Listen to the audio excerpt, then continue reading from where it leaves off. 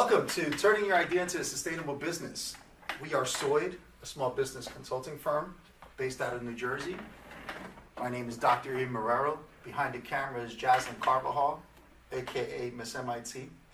And this is your from A to Z compilation of information pertaining to how to start a business, what's required to run your business, what you need to have mentally, what you need to have physically, and how to really put it all together to have a substantive business plan at the end.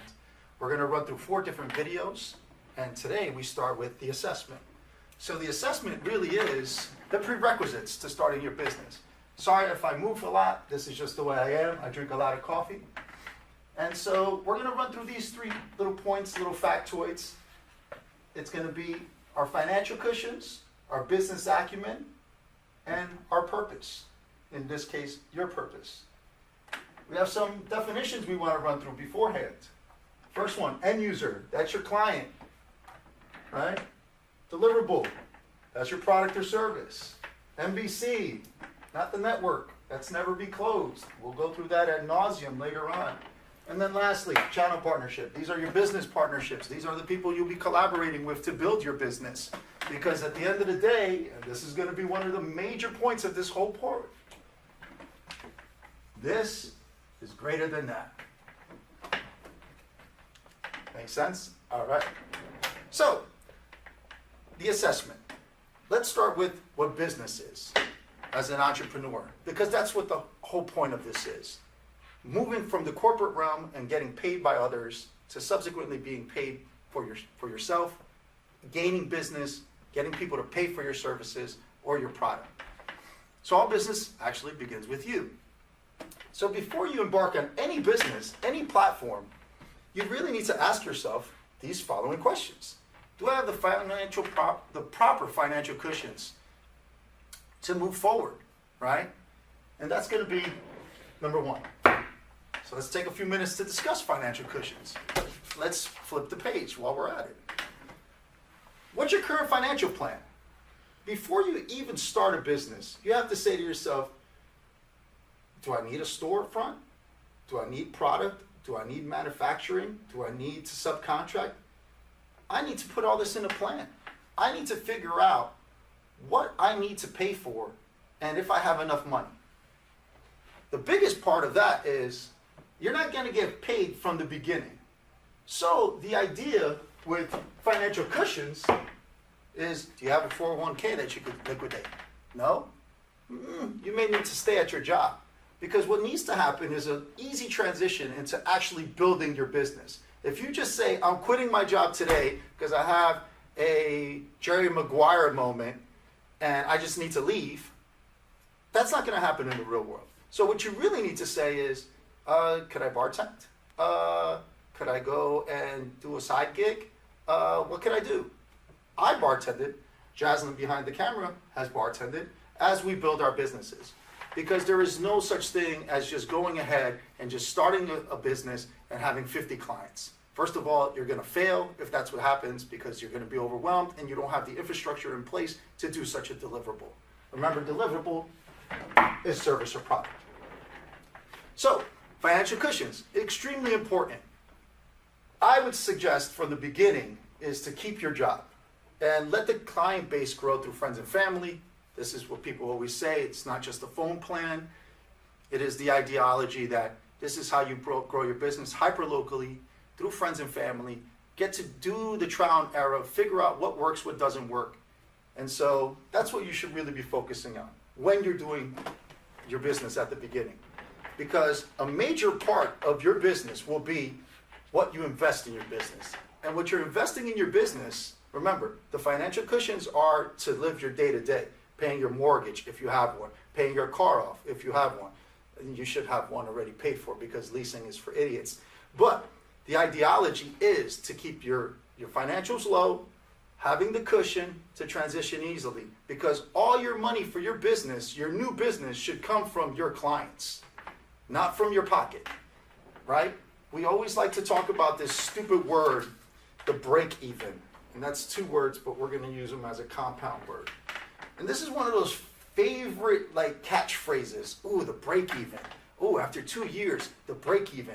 Or you hear somebody say, I haven't paid myself in X amount of months because, I'm investing in my business. You're an idiot. And I'm sorry, but moving forward, I haven't cursed yet, but that's what I do because you got to get used to that as well. You're a fucking idiot if you do this, okay? Your business should be growing through the money that you're making from the business and not from money you're putting out of your pocket. That's not running a business. Don't get in the habit of being busy while not making money. That makes absolutely no sense. Too many people do it. I hate when you speak to somebody and say, hey, let's do lunch, let's catch up. And they go, oh, I can't, I have 10 million business meetings. Oh, really? Which ones did you close? Oh, 0. You just have lunch for the sake of having lunch. We could have had lunch and had a substantive conversation and actually created a real substantive channel partnership, but you were too busy having meetings with people who don't have money. Okay? So that's your financial cushions. Secondly, business acumen. Here's the one that I really love. You cannot, that's a compound word as well, suck.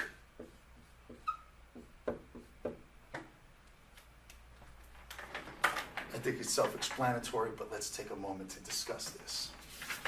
We'll flip the page. We'll flip it again. Here's a universal truth about business. 10% of your deliverable, your product or service, is what you'll be spending on. 10% of your time will be spent on doing your service or your product. That's it. 90% is getting new business, creating new channel partnerships, marketing, getting out there, doing your financials, doing your accounting, speaking to your lawyer, blah, blah, blah. That's business. And as an entrepreneur, there's a skill set that we're going to learn here that you need to have. It can't be just, oh, I am in this cubicle and I just do this service or I sell this product and that's all I have. No, that's such a small composite of your business. Your real business is doing all the other parts. Can you read a contract? Do you know what's in that lease? What does this word mean? What does my accounting look like? How often do I check metrics? Why am I actually located in this area? How much is the square footage? Do I even have a survey of my lease? What do I have of space if I'm selling something virtually? How much does a website cost, right? What events should I be attending? How do I network? How do I create new businesses? Business relationships, pardon me. These are really the facets of business that you need to understand. Not so much so, I have this great product. Oh my God, I got all this product. I could sell it tomorrow at Barney's. Sorry about that, that was a tangent. But you can't suck at your deliverable. So this, before you even go into business, you have to be great at what you do. You can't be amateur. You can't say, ooh, I have an interest in graphic design and figure it out as you go along. Oh, I make cakes for my family and they seem to like it. Okay, well, a million people make cakes. What does your business do differently? How's your service or your branding different? Okay? So, all those factors taking into consideration, guess what? This can't happen. Too many people start a business and suck. And I'm sorry, that's not going to help you growing. All right? Next, your purpose. This is my favorite quote. I wrote it myself. It's one of my favorite quotes. This is my favorite quote for today. Be rich with motivation and not poor with pride. Okay? You need to start getting frugal. There's too many people that drive an S55 AMG. Is that even a car? I'm pretty sure I just put 3 different models in one. The end game of that is that it's a $120,000 vehicle and you're just starting a business, right? You open up and you get into a lease of like $4,000 a month. You pay $10,000 for somebody to do your website and some business cards that you could have done yourself, but you are too lazy to do it. You paid an attorney $1,000 to register your business as a corporation. You know, legally I can't tell you how you can start your business, but you should be an LLC. We'll get to that later. You don't know how to work QuickBooks, so you hire an accountant full-time to do your weekly books. It's always zeros because you don't have any business right now. And this is the ideology. If you don't have the purpose and the drive, if you're not willing to put in the effort to learn all these different skill sets that you're going to have to learn, because I'm pretty sure that almost every entrepreneur out there doesn't have it. You may have one of them, but you don't have all of them. And so you need to scale back and really say, to grow substantively, to have a real comprehensive business platform that really works and has longevity and could sustain itself. Jazz is going to put the little buy mark there. But to really do that, you have to put in the time. You have to put in the time, you have to be humble, and you have to scale back all your spending. Because the 401k will run out. Bartending 3 to 4 times a week is going to wear you out, right? Keeping your day job as you're growing your business, at some point you're going to let it go. One of my favorite ones is day traders. There's no such thing as a day trader. The day trader is just somebody who's learning the business to eventually phase out his corporate job to trade full time, okay? There's no permanent day trader. That doesn't fucking exist. It's not true. We listen to too many things and don't see too many things actually in application, okay? Let's move on. One of the major factors with your purpose is to embrace. And I'm sure all you millennials out there don't believe this.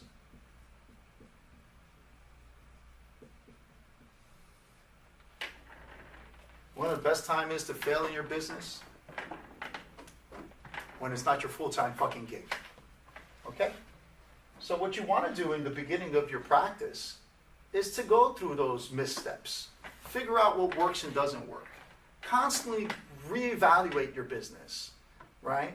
When you start actually making money in your business, you want to do a quarterly report. Gather all the metrics.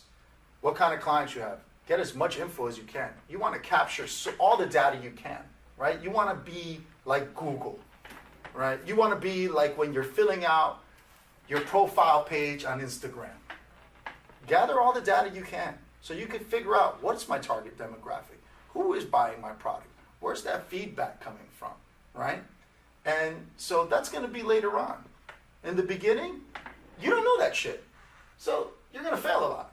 And if you quit, and if you don't have the purpose, if your deliverable sucks, and if you don't have the financial cushions, you're going to get into bad channel partnerships. You're going to sell to anybody. You're going to overpromise, and you're going to kill yourself. You're going to last never. Never? Yeah, never's a timeline. It's never going to happen. Okay? So it's very important to set yourself up correctly with the right financial cushions to substantively grow your business in a real measurable way. You want to have the business acumen to just focus on all the other aspects of the business that you're going to fail at, right? You're going to get into bad channel partnerships. Hopefully you don't sign a 1-year contract, right? You want to take it easy, right? When there's no financial pressure to grow because you have another steady source of income and you just want your business to grow the right way, there's no rush. And when you're in a rush, you ruin everything, okay? There's no such thing as multitasking. You multitask one thing at a time. You don't pick up 15 things at once. We believe too many damn cliches that don't work in application, okay?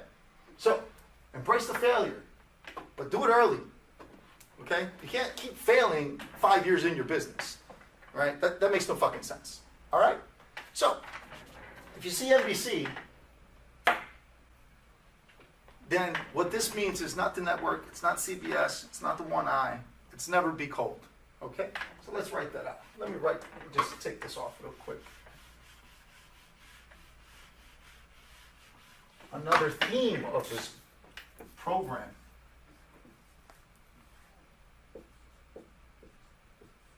This should be like one of those signs at a basketball game or a football game. I hope it's self-explanatory, but if it isn't, we'll write it out for you. You want to etch this in your mind. You want to live and breathe it. You want to believe it. Never being cold is to prepare yourself, just like you're doing the assessment, for every aspect of your business.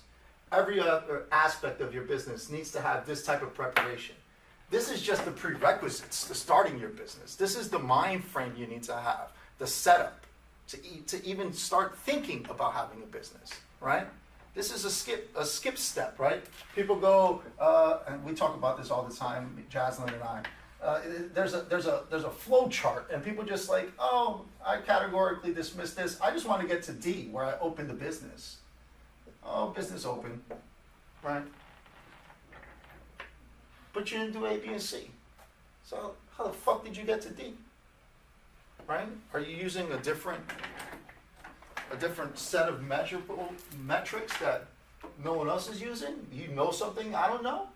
Because there's a flow to everything, right?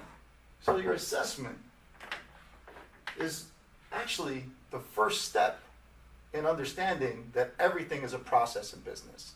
And the skill set that you're going to learn through this course is the processes that you never break away from. There's only one way to do business, the right fucking way, okay? There's not an in-between way. There's not like a skip step way. No, there's one way to grow a business and have longevity in the game, okay? And so never be cold is the theme. Never be cold is preparing at every step. When somebody says, I'm going to send you a contract, you better have looked at 1 million contracts in your life, right? Somebody's going to send you a lease. You better understand all the terms and conditions of a fucking lease, right? You're manufacturing with somebody. You better know who the fuck the manufacturers are, who's their price point, who's their delivery guys, what's their reputation in the community, who's your competitors, all these things. You need to know these things, right? That's never being cold. And if you skip these steps and you think that your fucking business is so fucking special and there's nobody else on the market doing it like you do, you're going to lose. We're not special, right? No matter what the millennials say, no matter what your parents say growing up, nobody fucking cares, right? At the end of the day, it's this. And I know I wrote it small, right? But it's this. Let's put a couple arrows around it. I like to put arrows on things. You're deliverable. Before anybody gives a shit about you, they need to give a shit about your deliverable. And if you don't do the proper planning and you don't understand all these other aspects of your business and how to grow your business, and you didn't apply this to every aspect of doing your business, then nobody will give a shit about your business. The deliverable is everything.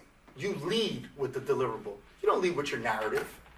You didn't see me start this whole video with, I'm Dr. Ian Marrero, and I went here, and I've done this. No, I lead with my deliverable. Jazz leads with her deliverable. We're a small business consulting firm that listens, because that's something we don't do so much in society anymore on any aspect of anything. We listen and we apply strategy. We apply strategy and proven metrics that we've gathered because we practice what we fucking preach. Okay? So that's the assessment. That's how you move forward. And the next video will be identifying the problem and the solution. Okay? Thank you very much.